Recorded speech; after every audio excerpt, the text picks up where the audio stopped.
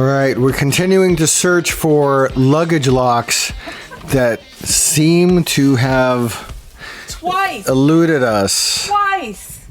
What is it? We have like a cursed luggage lock. So we've looked through every piece of luggage that we know we've used in the last year and a half. Our TSA locks aren't there. We've gone in the attic, looked through all kinds of nooks and crannies, looked through all kinds of things. So now I'm going through photos and videos of 2 past trips. One for sure where we know that we've had them, and we've spied a blue bag. I've got on the computer our hotel room in London and this blue bag. I'm not sure if it's going to come out. We're hoping that that's the only thing we haven't looked into. So if we can find that bag, we might just find our TSA locks. There was, I think, was that last trip too, we couldn't find the locks before that. I had to go to Walmart the night before we flew out to get new TSA locks, and now we can't find those. It's crazy. So you haven't looked at anything in there? No. Blue bag. That's got to be it, Julie. Yeah? So far, no. Oh, no. No. No. Oh my gosh. Wait. Do not give up hope. There's paper. Do not give up hope. Wait a minute. Do you feel something? And I know that I didn't bring this to the last trip, but part of me is like, oh Lord, I have too much stuff. I gotta get rid of stuff. This is actually a travel bag too. But that hasn't come on any recent trips, has it? No. That would be strange if it was in there. It'd be weirder than stranger. What was that? I feel something. Hold on.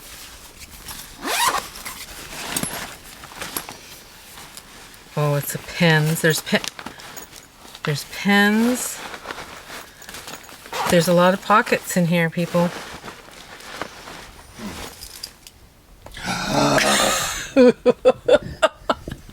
Wow. We've been searching for 2 days. Wow. Oh, these are the old ones. Oh, and there's keys, too. They're the ones we couldn't find for the last trip that I was going to Walmart for. Yes. Okay, so now we can't find the ones I bought for the last trip. Right. Maybe they're in another bag in there. One thing that's unusual for this trip that we're going to be taking is normally we would be doing this frantic packing the night before. This is like 3 nights before we're leaving. Yep. So we still have time to rectify issues that we come across. But we have a lock. And we're going to bring 2 locks. We're going to bring 1 carry-on, and which we might end up checking because we're going to have our toiletry stuff in there, and we don't want to have a problem with toiletry stuff going on the plane. Right. Yes. So I don't know what the numbers are. I do, but I can't tell them. Don't tell. Shh.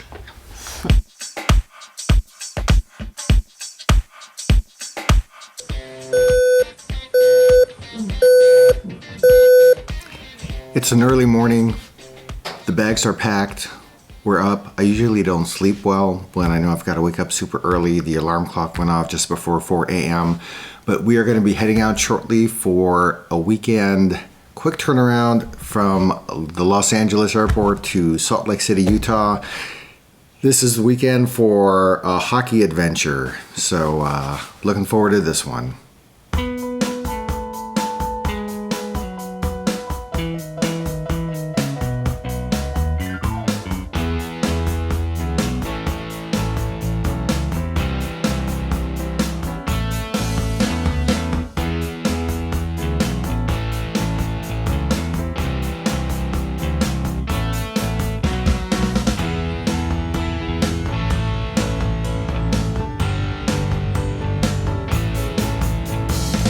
We boarded the plane from Los Angeles with our son Adam around 8 a.m.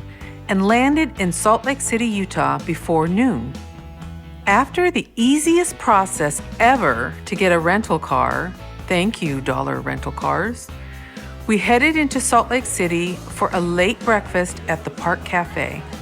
And we appreciated the warmth and free coffee while waiting outside on this brisk morning.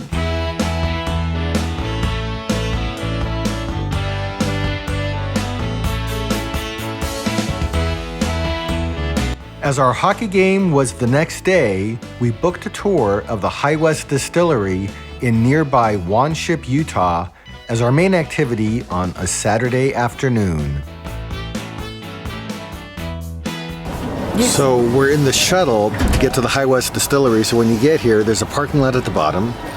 You jump on the shuttle to take us up. And that's what we're going to do right now. Yes. And check out the whiskey. Yes.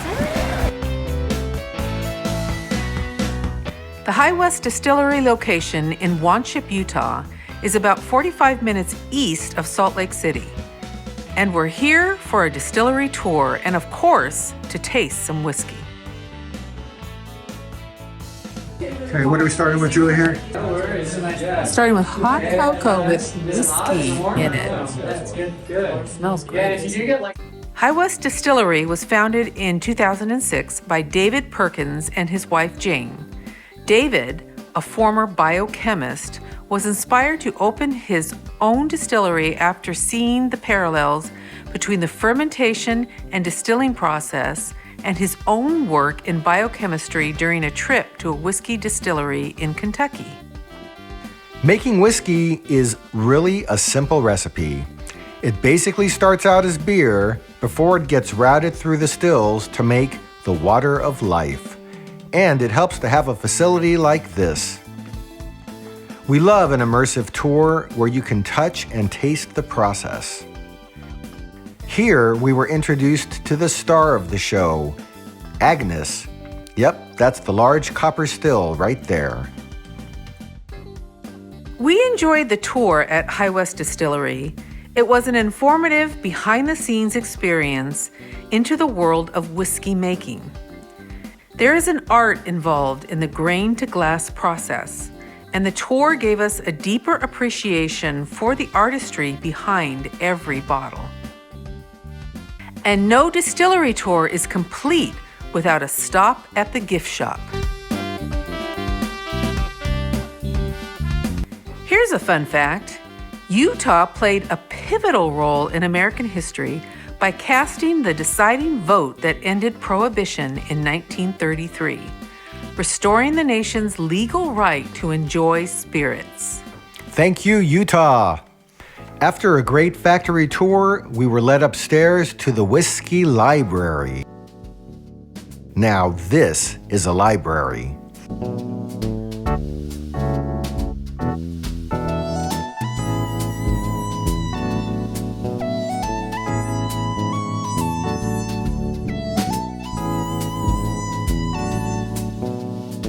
And here, we enjoyed a whiskey tasting and chocolate pairing. We have jars, right? So everybody has like 8 jars sitting between them or to their right or left. So these jars are different scents. These are things you may come across during your whiskey tasting, mostly on the nose more so than the palate, but vice versa. So if you wanted to go through and open up some of those jars and start to nose them, see if you can figure out what's what. These are some key flavors you get with rye whiskey for the most part. Yeah, so chocolate and whiskey have a lot of similarities. They both go through a fermentation process. Chocolate also goes through fermentation. It's a naturally occurring process. They just throw the cocoa pods, bean pods in a box. They level it with like banana peels, and it's just such a wet, humid climate. Bacteria grows in there and starts the fermentation process, which kind of gets sort of like a really bitter taste in the chocolate. It turns the chocolate brown.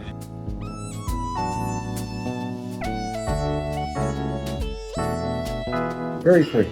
Yeah, it's a beautiful color, right? Yeah. So good.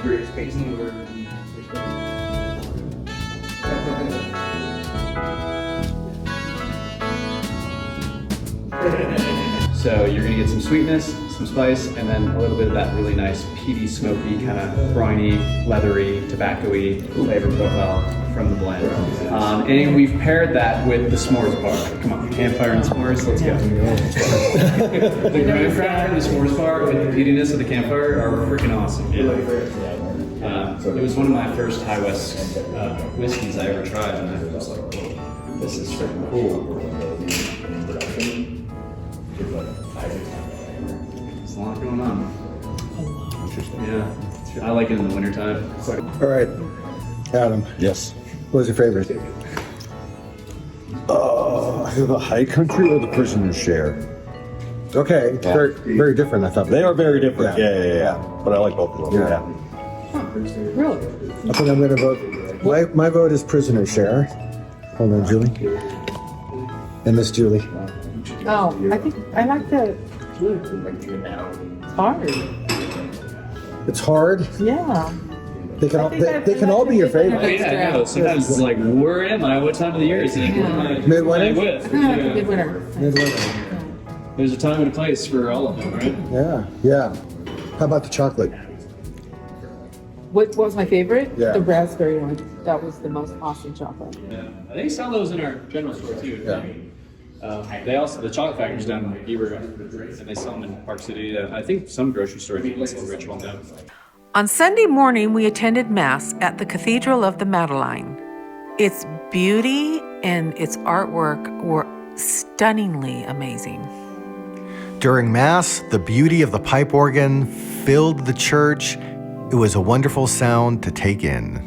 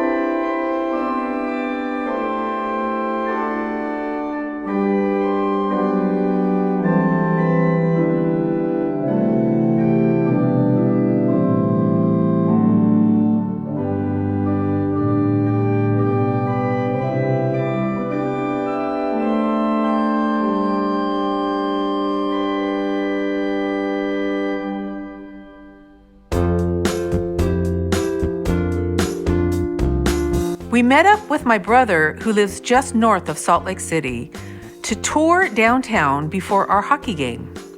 Eva's Boulangerie warmed us up with hot coffee for our outside walk. Here we are in downtown Salt Lake City, and we stumble upon this plaque that is commemorating the 100th anniversary of the Salt Lake City Gazette. It started with about 2,000 subscribers, and it reached all the way up to 107,000 subscribers. So it made its dent upon Salt Lake City and the news that they received. But it's also the site of the Salt Lake City Pony Express station. And this was from 1860 to 1861. So this was its headquarters. There was commemoration of the honored Utah riders, and there's a whole list of names there. Wilson, Whalen, Worley, Egan, Fisher. So even sometimes when you're not looking for it, history is all around you. You just got to open your eyes and you'll see the stuff in the middle of Salt Lake City. Cool stuff. But wait, there's more. We found something else. The original, or one of the original settlers, I guess this area is where everybody lived.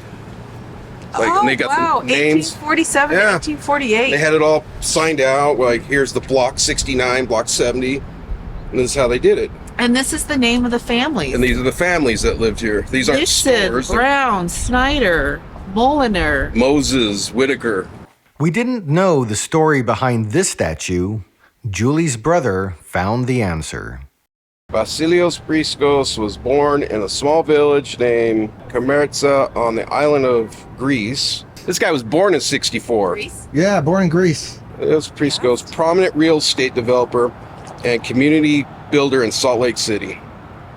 So he had something to do with all this or most of this, because all this is probably post-60s. Is he or past? post-50s. Hey, if you don't get a statue unless He's you... got a statue. Well, you can't. if you're an athlete, you get a statue. Sometimes in your life. Sadly passed away at the age of 53 Oh, wow. after battling cancer. Yeah, he's gone. So that's why they put that up. Hey, Introduce your brother. Salt Lake City is where I am, residence of my brother. Yeah. Yep. So we're come to visit him and go to a game and just have a great time. Yep. Okay. Go Utah. The Salt Lake City Temple was closed due to ongoing restoration efforts. However, when the project is finished, the general public will be able to enter for a limited time, so we may return in a couple of years to experience it.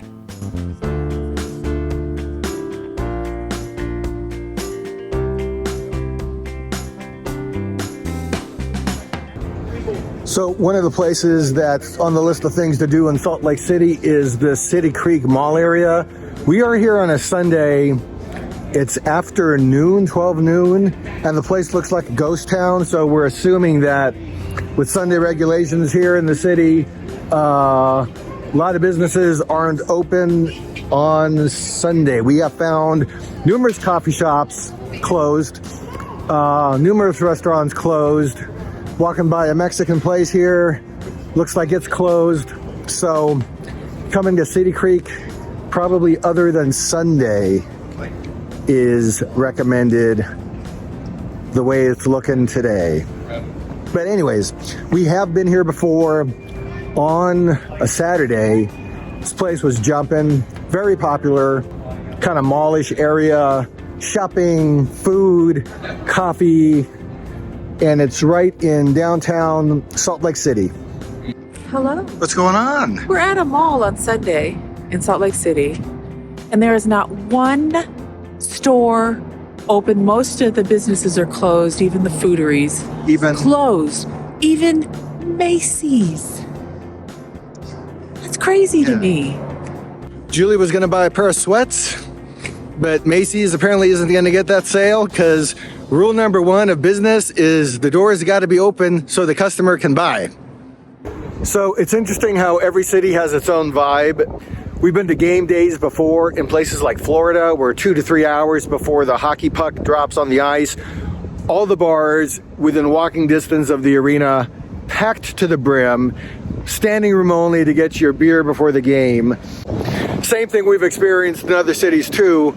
Here we're in Salt Lake City. It's Sunday afternoon and we're 2.5 hours before game time, but so many places closed and we still have yet to come across a place that looks like it might be an option to grab a beer before the game. I don't even know if we're gonna find that.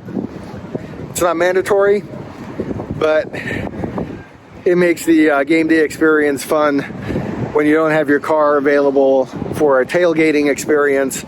So we are gonna keep our eyes open. I don't have my hopes up, but if we see a bar, we may stop inside for a pregame brewski. So at the Union Pacific Railroad train station that's right across the street from Delta Center, there's a bar inside, and this is the only bar we've seen as we've been walking around. There may be others, we just haven't seen them.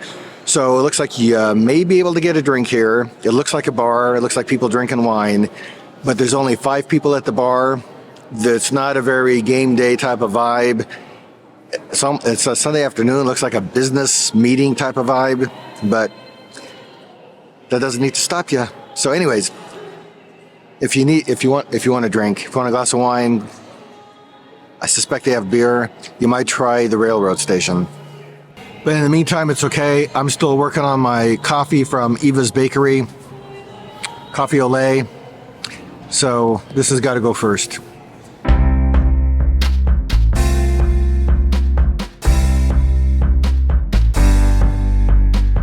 Okay, those are the best outfits. If I had a prize, you would get it. At 1:30 p.m., the doors opened to Delta Center, home of the new Utah Hockey Club.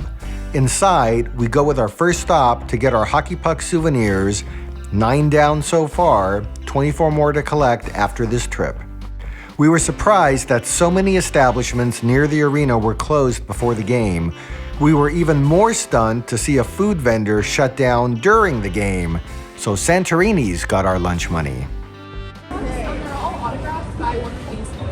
just don't know which one. Don't know which one you're gonna get. So normally we do the whole team, but we're doing a special deal tonight for the holidays where we just have the top 8 players. Oh. All right, the mystery puck. What do we got? Mystery puck. Clayton Keller, number 9. Clayton 9. Clayton Keller.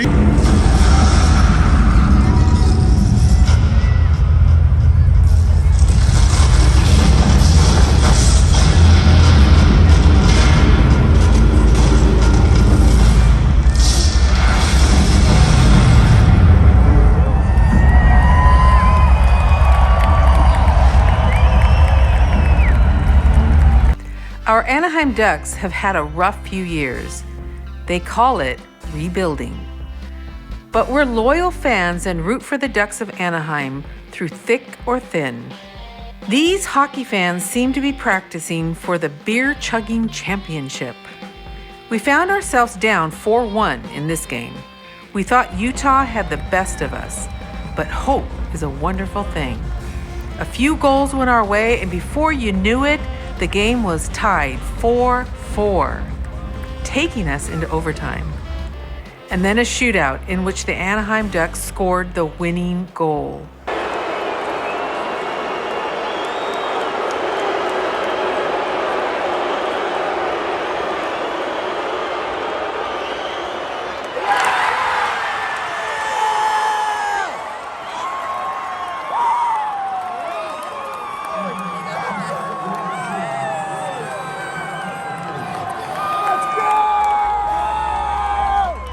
Perhaps this traveling crew from Southern California was the good luck charm for this game. The final score tonight was 5-4 with a win to Anaheim.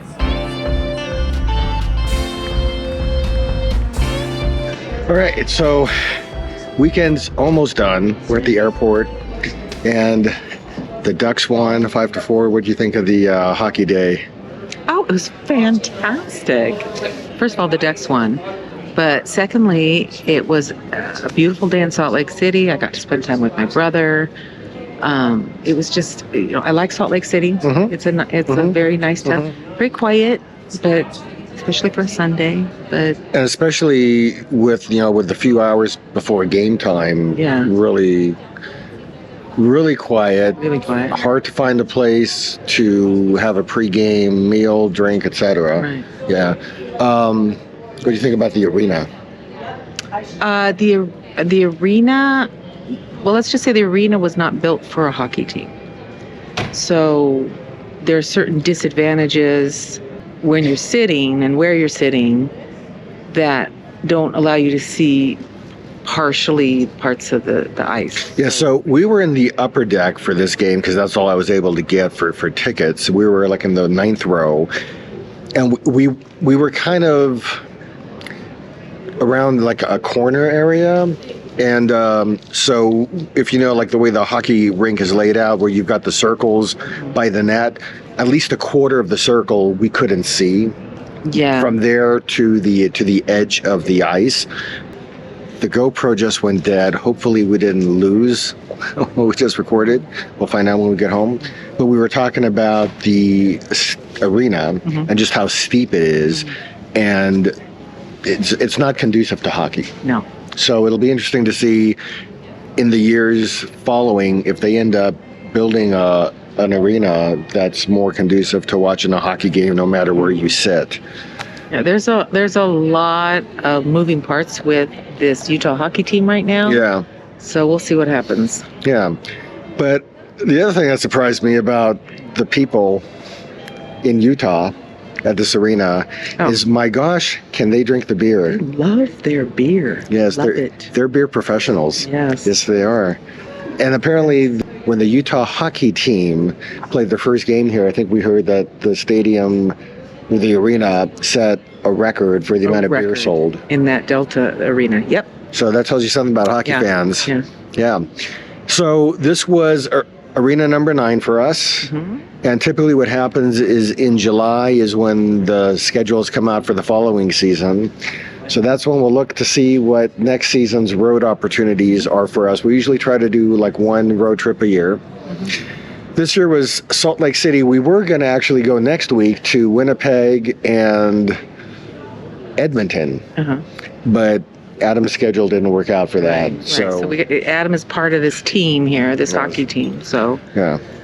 So anyway, so that's the end of this adventure, and signing off because I think my battery's about to die.